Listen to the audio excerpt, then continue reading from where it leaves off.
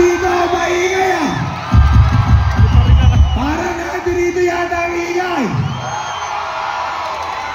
Pag sinabi ko, all the way, sabihin nyo, alyansa. All the way? Alyansa. All the way? Alyansa. Malolos ay nagkakaisa. All the way? All the way? Bulacan ay nagkakaisa. All the way? All the way?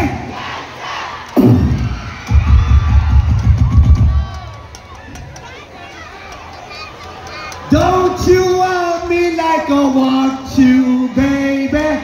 Don't you need me like I need you? Sleep tomorrow, but tonight go crazy. All you have to do is just meet me at the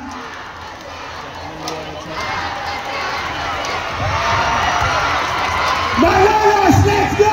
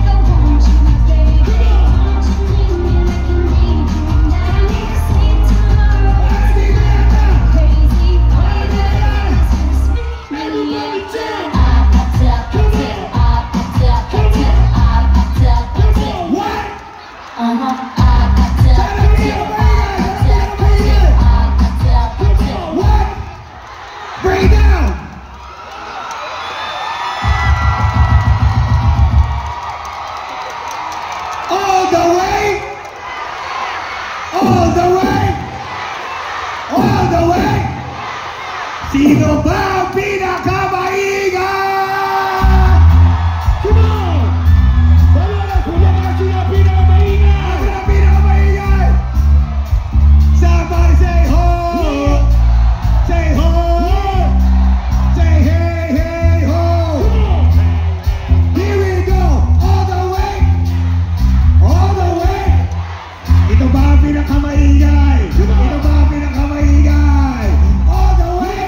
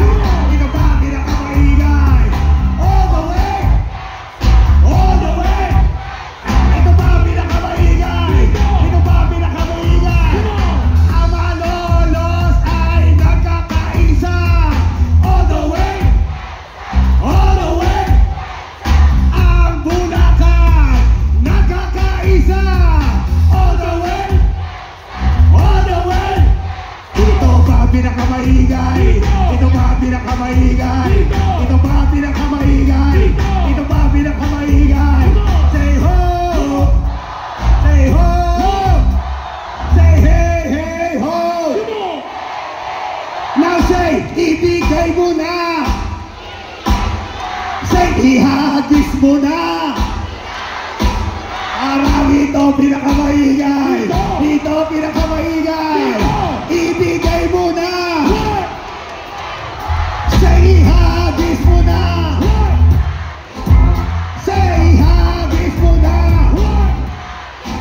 Hey, yo, break it down! All the way! All the way! All the way! All the way! At ang lahat ng Team Alyansa ngayong gabi, nasa inyong harapan, Malolos, Bulacan, kasama ni Andrew E. Maraming po salamat! God bless Malolos! Ito ang pinakamaingay! Thank you! Muli, Andrew E.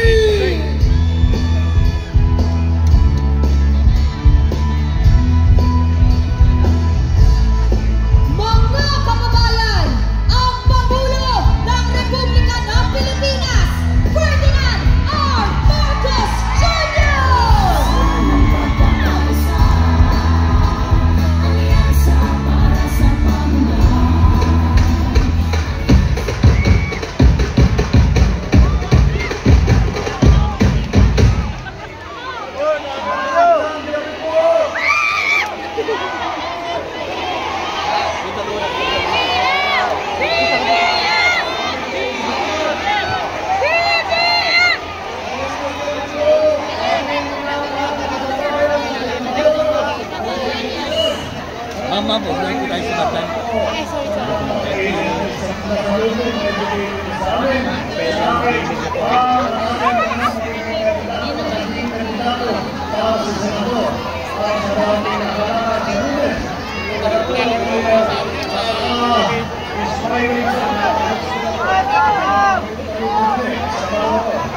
Huwag na silang sawayin. Kaligayahan nila yan eh. Yung audio pumangit.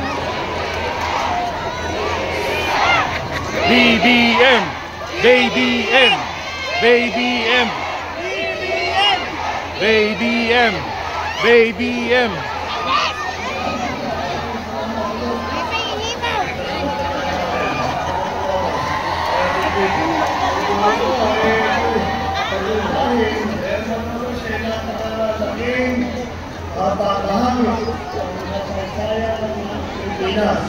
Kaya naman, kami lahat, kami dito, ay naalala po natin na dito po tinatag ang unang Republika ng Pilipinas sa Panginoon, yung Panginoon Senyor Binago.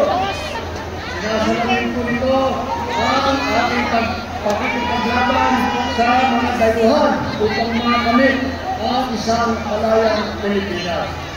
Sa araw na ito, nagtitikong-tikong po tayo upang sa buhay ang mga aral ng nakaraan sa pagkakita ng mas progresibo at mas mapayapa na bagong Pilipinas.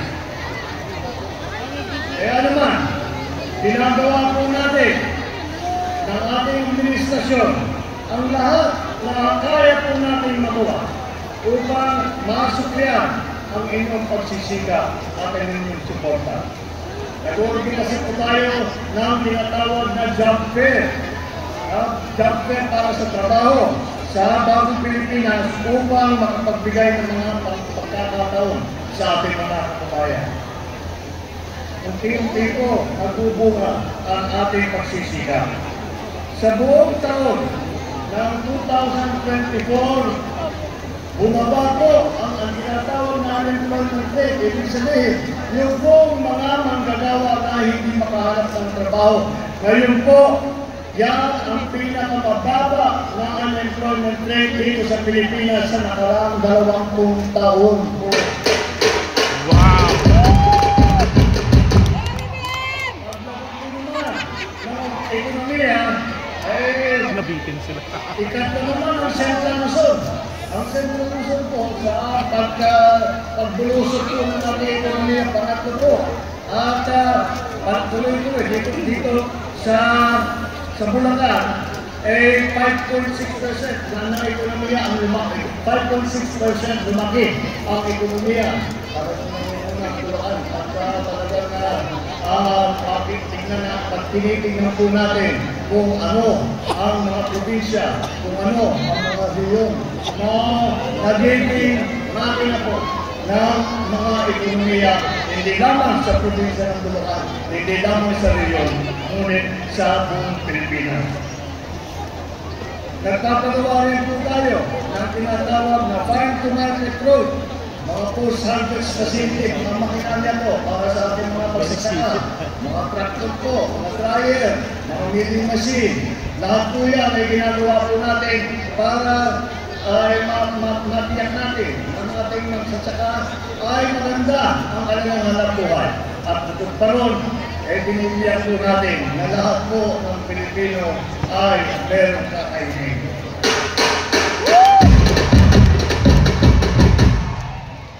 Simula noong 2023 hanggang sa nakaraang taon, naglaan ang pamahalaan ng 55 milyong piso para sa apat na farm-to-market road dito sa Pag-umabahan si kami, away.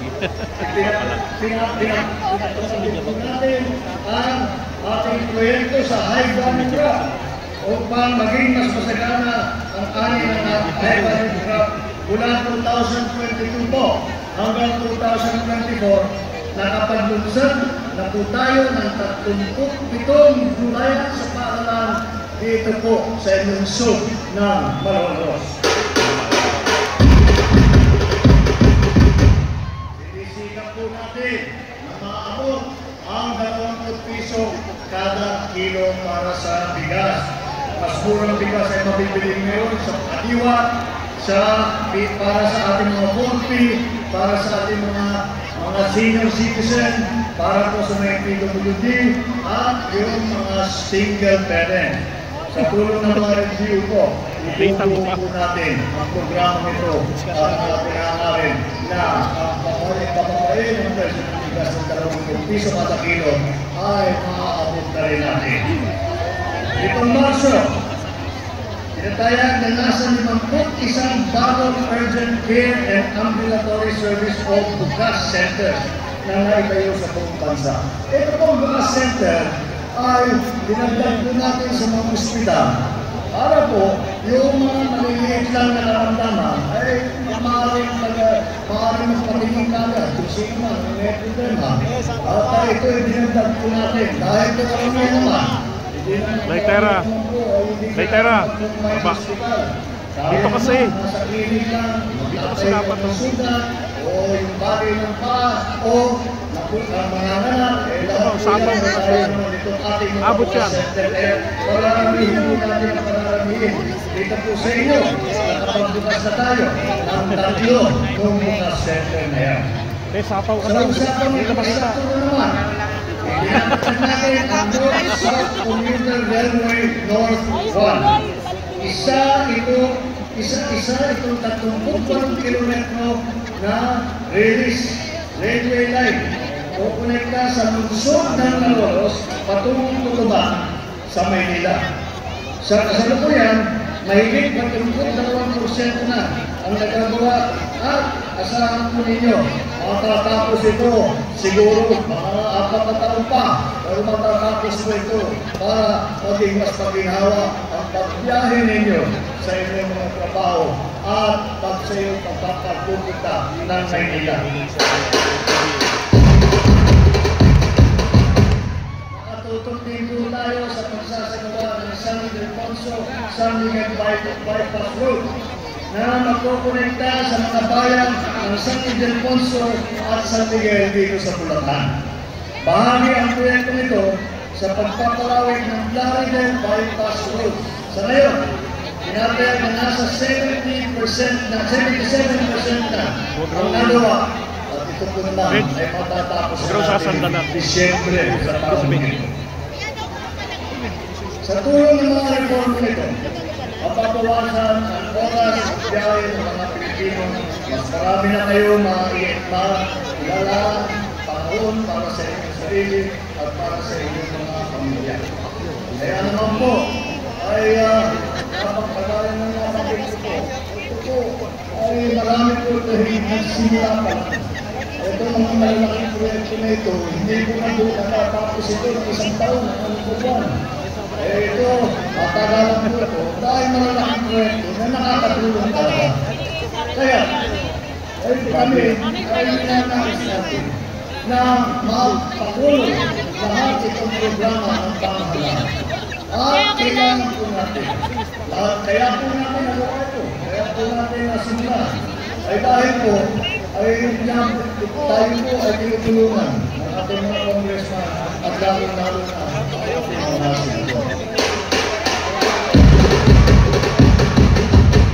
Kaya naman po, tayo po ay mga student ay pagpatuloy ang magandang programa ng ating simbahan. Kailangan po natin na makakalan ng mga senador na nakakaunawa sa pangangailangan ng pambayan na nakakaunawa kung paano ayusin ang pagdating buhay ng bawat Pilipino. Kaya po, ako po, kaya po magpapasalamat sa inyong lahat na kayo nakarating ngayong gabi. Dahil po, ay narinig po si Benhon, si Senator Benhon Abalos. Sasabihin nyo yun lang. Maraming salamat. Yun ang stage. At kayo yung naiwan dito.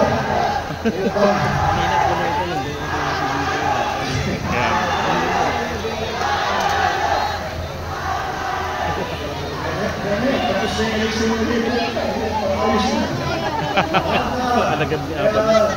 Kaya naman po, ako yung papasalamat na nandito po kayo. Para namin may harap sa inyo ang ating mga magigili at mahuhusay na kandidato ng alyansa para sa Senado sa darating na Lunes.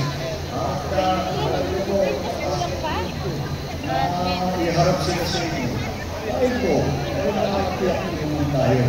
Kung tayo ay naghahanap ng mga kasama, tayo ay naghahanap ng ating mga tutulong para sa ating mga programa, ay hinanap natin ang ating mga kung isa-isa ang kunin, dahil mga sikat na po yan, pinagsama-sama po natin at sila ang maging ticket ng alyansa. Kaya mga bigat na ito, ay masasabi natin kung sila talaga ang pinakamagaling na senador na kandidato sa harapan nito. Narinig na po ang kanilang talumpati, narinig na po ang kanilang karanasan sa pamahalaan sa serbisyo publiko.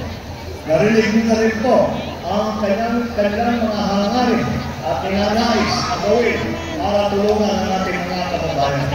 Eh, sino ba ito? Saan ba nagdali ang ating mga kandidato? Tignan po natin. Alam na po, karamihan po sa kanila ay kailangan po ng Senado. Si Senator Cayetano, Senator Lacson, Senator Lapid, Senator Pacquiao, Senator Rivera, Senator Soto, Senator Tolentino. Si Senator Soto, hindi lang ang senador, naging Senate President pa. Kung ako'y senador, siya yung Senate President namin. Kaya kung masasabi ko, mahusay talaga siya magpatakbo ng Senado. Kalahati naman po ng ating slate ay galing sa mababang kapuluhan. Sanay na po sila sa batasan.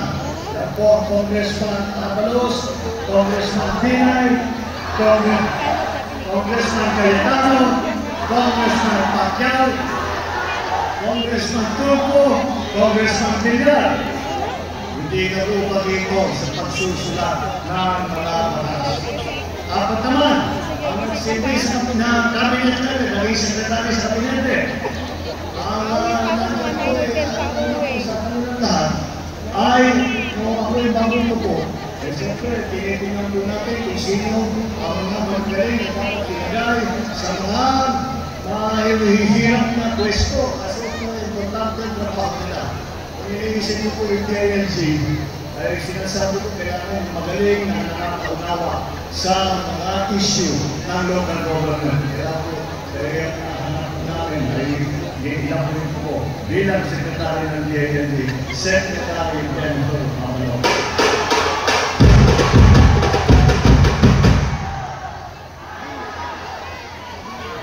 Andyan din po ang naging Secretary ng DSWD. Bakit paano siya naging Secretary ng DSWD? Dahil po, nakakuha bago po naisip ko ano bang trabaho ng DSWD?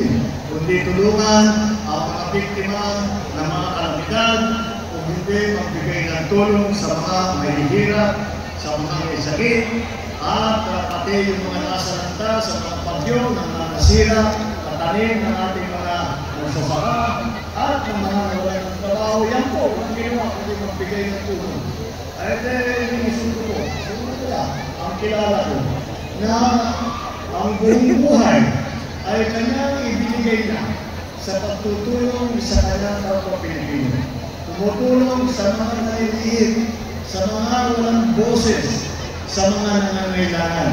Kaya po, nilagay po natin bilang Secretary ng DSWD, si Secretary Erwin Tulfo. Ang isa pa ang ating naging chairman ng MMDA.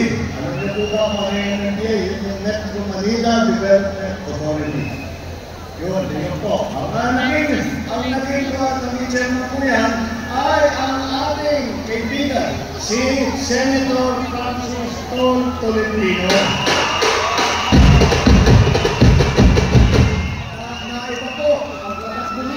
Kahit na yung titulo ng MMDA, Metro Manila, iba po ang patakbo ni Senator Tolentino. Patakbo ni Senator Tolentino. Kahit na nasa labas na ng Maynila, basta matutulungan na, tinutulungan niya. Kaya pakita mo naman po na kita-kita naman po natin na pagmamahal. Sa lahat, lalo-lalo na sa mga nangangailangan. Ang isang po na naging cabinet secretary ay ang naging namuno ng Presidential Assistant for Rehabilitation and Recovery. Yan po ang ating kaibigan Senator Ping Lacson. Siya po ang namahala sa pagpapatayo ng mga bahay, pagpapagawa ng mga water system, paglagay ng kalsada doon po sa Region 8 at saka Region 7 na tinamaan ng Yolanda. Yun po ay nandun po siya at napakalaking tulong. Kaya po ay kami po na ako po ay kalaking kulay. Kaya hindi po natin makakalimutan ang tulong na dinala ni Senator Ping Lacson. Ngunit po kapag si Senator Ping Lacson ay naging hepe ng PNP. Siya ang numuno ng lahat ng kapulisan dito sa Pilipinas. Isipin po ninyo, napakahirap na itong trabaho na kanyang pinasok. Ngunit, noon sa panahon po niya na siya hepe ng PNP, ang PNP ay nakatanggap ng pinakamataas na approval rating na natanggap ng PNP sa buong kasaysayan ng PNP hanggang ngayon po ay hindi mo nakapantay. Sila naman, meron din po tayo local government official. Sila naman, meron po tayo naging gobernador ng malalaking probinsya. Ang probinsya po, alam po ninyo kung sino ang naging governor ng Pampanga dito sa ating grupo. Ayun! Governor Lino Lapid ng Pampanga. Sa Cavite naman po, sino sa Cavite ang dito sa grupo po natin ang naging gobernador ng Cavite? Napakalaking probinsya. Ang naging gobernador ng lalawigan ng Cavite ay si Governor Bong Revilla. Meron din po city mayor po na nandito, na dumaan sa local government din. Andyan po, napanggit ko na po. Andyan po, ang ating kasama, si Mayor Pedro Atos ng Mandaluyong.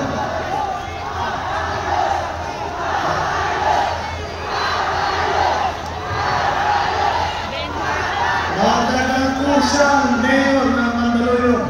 At sa panahon muna, ay nakatagdag po siya ng aming premyo at kinikilala po ang kanyang performance bilang Mayor ng Mandaluyong, hindi lamang po sa Pilipinas, kung hindi sa iba't ibang bansa, yung international po na organization, ay kinikilala ang performance, magandang performance na ating butihing Mayor Pedro Abalos ng Mayor ng Mandaluyong.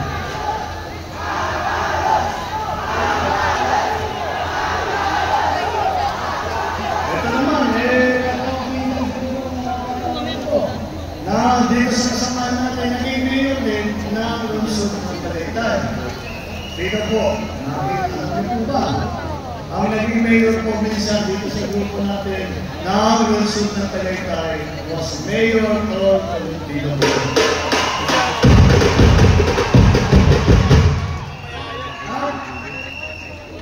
Meron po isa tayo naging mayor, or mayor pa rin, parang panakalaki ng lungsod. Alam niyo po ba, alin ang pinakamayaman na lungsod dito sa Pilipinas? Hindi po manolos, mas susunod pa lang.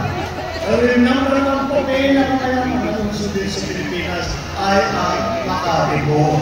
Dahil nandun po lahat ang mga malalaking negosyo, ang mga malalaking korporasyon. Kaya po, po iba, kasama na rin siguro ko doon, ay iniisip namin na makakali naman ang trabaho ng mayor yung Makati sa marami sa mundo. Ano kaya gagawin ng mayor na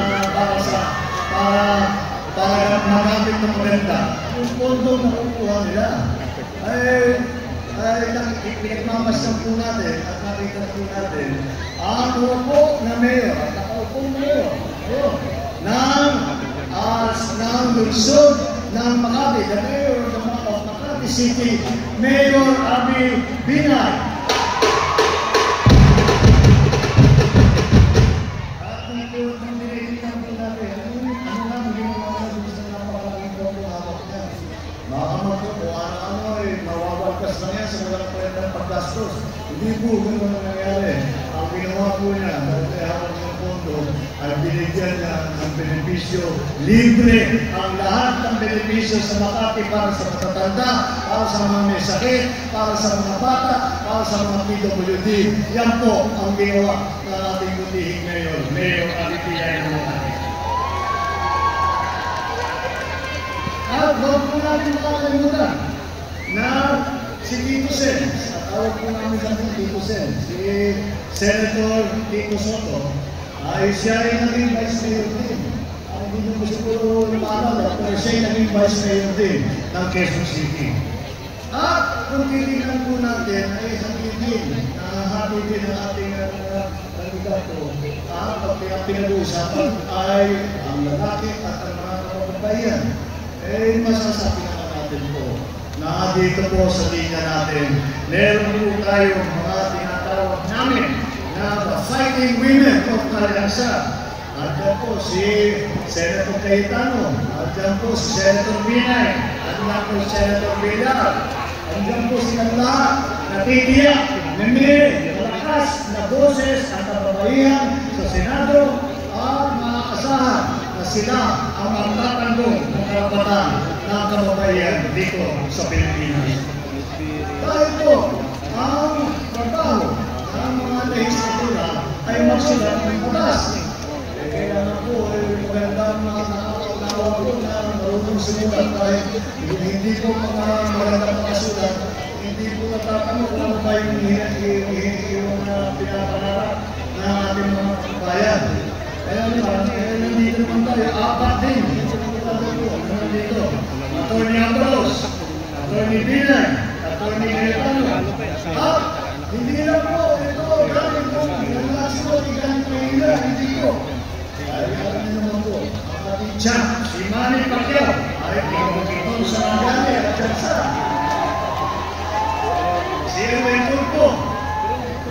probinsya natutunan ka sa sunod. Ang probinsya, isang isigan ka na ama,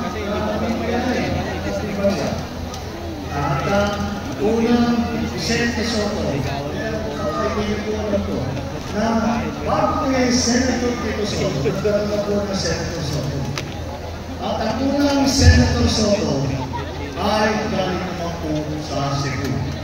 Tapos po, si Calipilla, galing po ang kanyang mga ninuni ay nanggaling po sa Iloilo. Kaya po nakikita po ninyo, alam po nila sila ay nakaunawa sa ay na naranasan po nila ang buhay sa iba't ibang bahagi ng ating bansa. Nang ganun sa kanila sila ay nakaunawa sa mga problema. Nakakausap nila kayo, ang taong bayan, sa ang taong kailangan, ang kailangan nila. At yan, ang kailangan darating kapag pumapuna sila sa Senado. Kaya naman po, malinaw ang direksyon ng alyansa. Ang direksyon po ng alyansa ay upang tumulong, pagandahin, at ipagkaisa ang Pilipinas. Dahil po, nauunawaan po natin lahat na kung tayo po ay mapupunta, pauunawin natin ang ating lipunan. Kung pagagandahin natin ang bahay ng buhay ng bawat Pilipino. Kung pagagandahin natin ang Pilipinas. Kailangan mo, sabay-sabay po tayo nagtatrabaho. Sabay-sabay po tayo nagsasakripisyo. Sabay-sabay po tayo nagtutulungan. At yan lang ay mangyayari pagka nagkakaisa ang isang bayan ng Pilipino. Yan po ang hangarin namin dito sa alyansa. Nauna na kami. Kahit po, kung titingnan ninyo, kadalasan po, pagka makita ninyo ang mga alibado, iba pare-pareho po ang suot na t-shirt, pare-pareho kulay. Tingnan niyo po kami, iba-ibang kulay. Ngunit, kahit, iba't ibang partido po na political party ang pinanggalingan ng ating mga kandidato. Ngunit, sinabi nila, kahit na, iba't ibang partido, pare-pareho po ang layunin nila na tulungan ang mga Pilipino, napagandahin ang Pilipinas.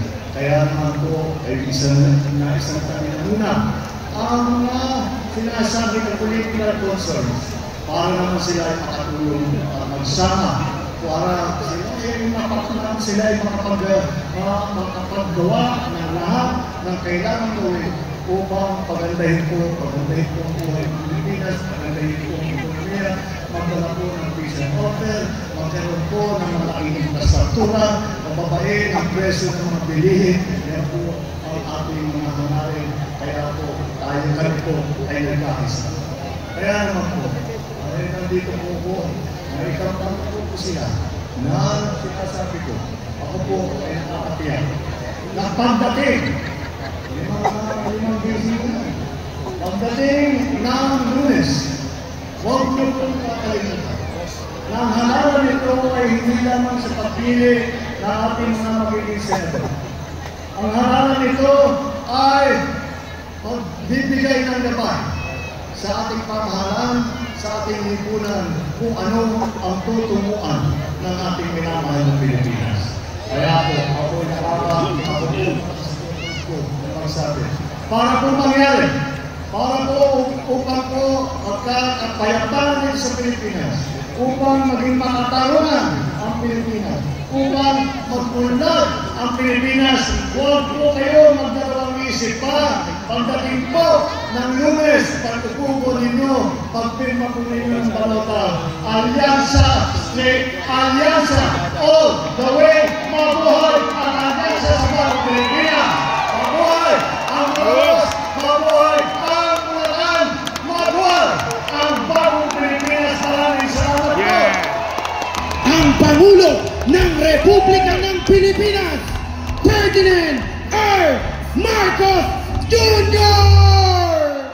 Isang masigabong palakpakan para sa alyansa, para sa bagong